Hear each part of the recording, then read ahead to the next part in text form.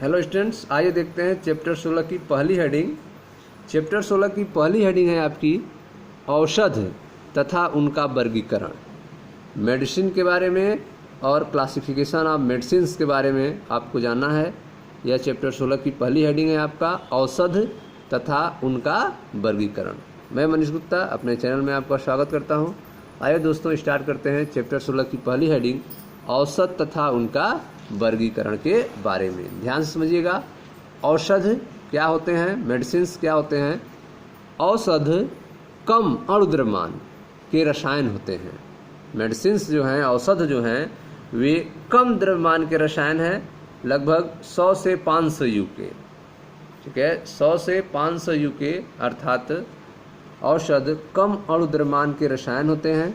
यह बृहत आणविक माइक्रोमॉलिक्यूलर बृहत आणविक लक्ष्य से अन्योन्य क्रिया करके जैव प्रतिक्रिया उत्पन्न करते हैं। औषधि जो हैं बृहत आणविक लक्ष्यों से अन्योन्य क्रिया करके जैव प्रतिक्रिया उत्पन्न करती हैं। जब जैव प्रतिक्रिया चिकित्सकीय और लाभदायक होती है तब इन रसायनों को औषध कहते हैं। जब जैव प्रतिक्रिया जो है चिकित्सकीय हो और लाभदायक हो तब इन रसायनों को औषध कहा जाता है और इनका उपयोग रोगों के निदान के लिए, निवारण के लिए और उपचार के लिए किया जाता है। ठीक है, तो जब जैव प्रतिक्रिया चिकित्सकीय और लाभदायक होती है तब इन रसायनों को औषध कहा जाता है और इनका उपयोग रोगों के निदान, निवारण और उपचार के लिए किया जाता है। यदि अनुशंसित मात्रा से, ठीक है, जो फिक्स मात्रा है, यदि अनुशंसित मात्रा से अधिक मात्रा में उपयोग किए जाए, ठीक है, जितनी ज़रूरत है बॉडी को उससे ज़्यादा मात्रा में अगर इनका यूज किया जाए तो अधिकांश औषध प्रभावकारी विष होता है। ठीक है, यदि एक फिक्स मात्रा से अपने बॉडी वेट के अनुसार एक निश्चित मात्रा से अधिक मात्रा में इन दवाओं का उपयोग किया जाए तो ये दवाएं जो हैं प्रभावकारी विष होती हैं। रसायनों के चिकित्सकीय उपयोग को रसायन चिकित्सा कहते हैं। रसायनों के चिकित्सीय उपयोग को रसायन चिकित्सा कहा जाता है। ठीक है, तो आप पढ़ रहे हैं चैप्टर 16 की पहली हेडिंग औषध तथा उनका वर्गीकरण के बारे में। इसमें आपको बताया गया कि औषधि जो होते हैं, औषध जो होते हैं कम आणविक द्रव्यमान के रसायन होते हैं। औषध कम अणुद्रव्यमान के रसायन होते हैं। यह बृहत आणविक लक्ष्यों से अन्योन्य क्रिया करके जैव प्रतिक्रिया उत्पन्न करती हैं। यह बृहत आणविक माइक्रोमॉलिक्यूलर लक्ष्यों से अन्योन्य क्रिया करके जैव प्रतिक्रिया उत्पन्न करती हैं।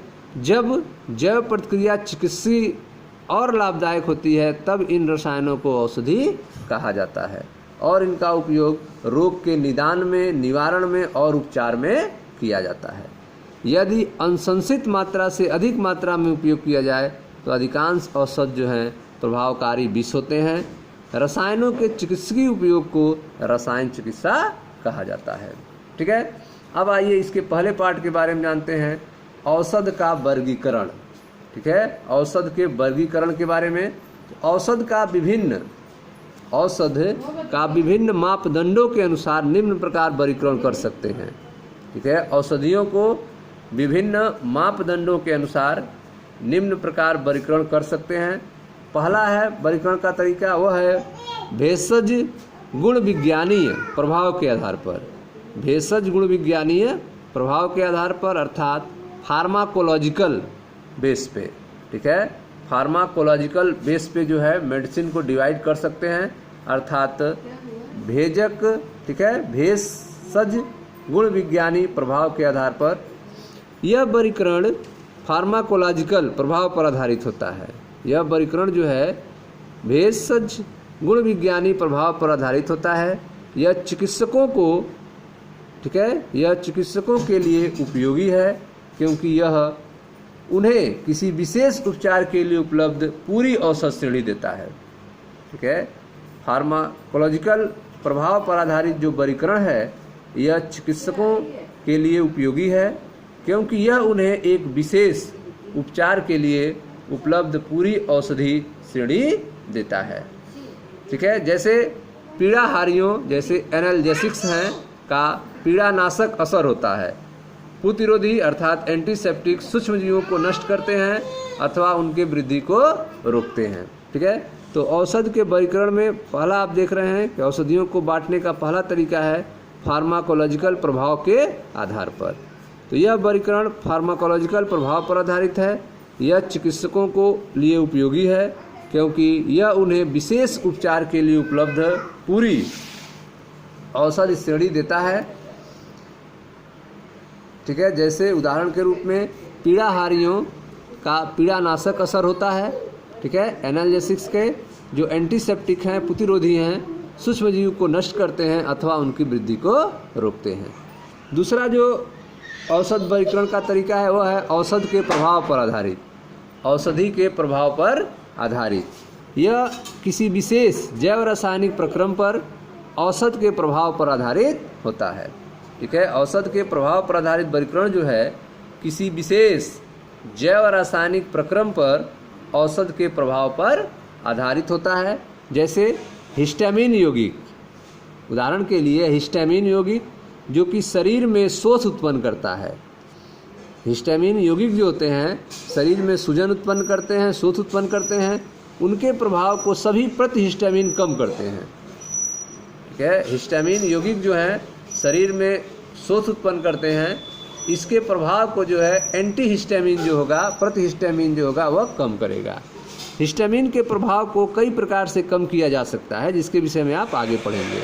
ठीक है, तो हिस्टामिन के प्रभाव को कई प्रकार से कम किया जा सकता है जिसके विषय में आप आगे बताया जाएगा। तीसरा तरीका जो है औषध के वर्गीकरण का वह है रासायनिक संरचना पर आधारित वर्गीकरण। रासायनिक संरचना पर आधारित वर्गीकरण यह औषध की रासायनिक संरचना पर आधारित होती है। रासायनिक संरचना पर वर्गीकरण जो है यह औषधियों के रासायनिक संरचना पर आधारित होती है। इस प्रकार से वर्गीकृत औषधि समान संरचनात्मक विशेषताओं का भागीदार होता है। इस प्रकार से वर्गीकृत औषध जो हैं समान संरचनात्मक विशेषताओं के भागीदार होती हैं और प्रायः इनमें समान फार्माकोलॉजिकल क्रियाशीलता होती है। प्रायः इनमें समान भेषज गुण विज्ञानी क्रियाशीलता होती है। उदाहरण के लिए सल्फेनेमाइडों द्वारा प्रदर्शित समान संरचनात्मक विशेषता नीचे दिए गए चित्र में देख सकते हैं आप। ठीक है, तो औषध वर्गीकरण का तीसरा तरीका है रासायनिक संरचना पर आधारित वर्गीकरण। ठीक है, तो यह जो है औषध के रासायनिक संरचना पर आधारित होता है। इस प्रकार के वर्गीकृत औषध जो हैं समान संरचनात्मक विशेषताओं की भागीदारी होती है और प्रायः इनमें समान फार्माकोलॉजिकल क्रियाशीलता होती है। उदाहरण के लिए सल्फेनेमाइडों द्वारा प्रदर्शित समान संरचनात्मक विशेषता आप देख सकते हैं। यह आपका फिगर है सल्फोनेमाइडों के संरचनात्मक विशेषता। इसमें आप देख रहे हैं एक रिंग है जिससे NH2 ग्रुप जुड़ा हुआ है और इधर जो है सल्फर SO2 NHR, यह सल्फेनेमाइड ग्रुप है। इसकी विशेषता जो है होती है इस ग्रुप के जितने भी कंपाउंड होते हैं सब में यह सल्फोनेमाइड पाया जाता है। अब आते हैं चौथे वर्गीकरण पे। चौथा है आपका लक्ष्य अणुओं पर आधारित। लक्ष्य अणुओं पर आधारित औषध साधारणतया जैव अणुओं, औषधि जो हैं वह साधारणतया जैव अणुओं जैसे कि कार्बोहाइड्रेट, लिपिड, प्रोटीन और न्यूक्लिक अम्लों से अन्योन्य क्रिया करते हैं। औषधि जो हैं साधारणतया जैव अणुओं जैसे कि कार्बोहाइड्रेट, लिपिड, प्रोटीन और न्यूक्लिक अम्लों से अन्योन्य क्रिया करते हैं जिन्हें लक्ष्य अणु अथवा औषध लक्ष्य कहा जाता है। समान संरचनात्मक विशेषता वाली औषधों को लक्ष्य पर क्रियाविधि समान हो सकती है। समान संरचनात्मक विशेषता वाले औषधियों की लक्ष्यों पर क्रियाविधि जो है समान हो सकती है। लक्ष्य अणुओं पर आधारित वर्गीकरण औषध रसायनज्ञों के लिए सबसे अधिक उपयोगी होता है। टारगेट बेस्ड क्लासिफिकेशन जो है वह औषध रसायनज्ञों के लिए सबसे अधिक उपयोगी होता है। तो औषध का वर्गीकरण आपने देखा कि औषध का वर्गीकरण जो है निम्नलिखित मापदंड पर आधारित है। पहला आपने वर्गीकरण किया था फार्माकोलॉजिकल प्रभाव के आधार पर। दूसरा औषध के प्रभाव पर आधारित, और तीसरा रासायनिक संरचना पर आधारित, और लास्ट में आपने चौथा पढ़ा लक्ष्य अणुओं पर आधारित। लक्ष्य अणुओं पर आधारित जो वर्गीकरण है वो सबसे बेस्ट वर्गीकरण है, क्योंकि इसमें आपने देखा कि औषध साधारणतया जैव अणुओं अर्थात कार्बोहाइड्रेट, लिपिड, प्रोटीन, न्यूक्लिक अम्ल से अन्योन्य क्रिया करते हैं, जिन्हें लक्ष्य अणु अथवा औषध लक्ष्य कहा जाता है। सामान्य संरचनात्मक विशेषता वाले औषधियों की लक्ष्यों पर क्रियाविधि समान हो सकती है। लक्ष्य अणुओं पर आधारित वर्गीकरण जो है औषध रसायनज्ञों के लिए सबसे अधिक उपयोगी होता है। ठीक है स्टूडेंट्स, तो यह था आपका औषध तथा उनके वर्गीकरण के बारे में, ठीक है, जिसके बारे में आपने पढ़ा। मिलते हैं नेक्स्ट वीडियो में जहां अगले टॉपिक की चर्चा होगी। मैं मनीष गुप्ता अपने चैनल में आपका स्वागत करता हूं। धन्यवाद दोस्तों।